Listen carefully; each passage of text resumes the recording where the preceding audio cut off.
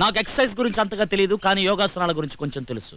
భారతీయ మహిళలు చేసే ప్రతి పనిలోనూ ఒక్కొక్క ఆసనం ఉంది, అది వాళ్ళకే తెలియదు. చెప్తా వినుకో. వాకిలి జిమ్మి కళ్ళాపు జల్లి ముగ్గు వెయ్యటం, కూర్మాసన ఉద్ఘటాసనం వెన్నెముకకు మంచిది. బట్టలు ఉతికి పిండి ఆరేయటం అర్ధ ఉద్దారాసనం చేతి వేళ్లకి నరాలకి మంచిది.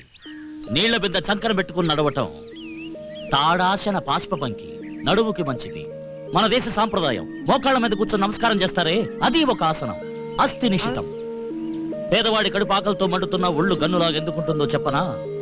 మండు టెండల్లో నెత్తిన బరువులు పెట్టుకుని కూలి పనులు చేస్తూ ఉంటారే, అప్పుడు ఒళ్ళు నిటారుగా ఉంటుంది. ఒంట్లో ఉన్న 6 చక్రాల్లో చలనం కలుగుతుంది.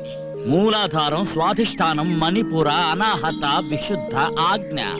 మూలాధారం నుంచి కుండలిని సహస్రానికి పోతుంది. అండర్స్టాండ్ బేబే? ఇవన్నీ ఎక్కడ చదివావు, ఎలా నేర్చుకున్నావు, ఎంత కొట్టేశావు? ఎవడు చదివాడు, ఎవడికి తెలుసు? ఏదో నోటుకొచ్చింది.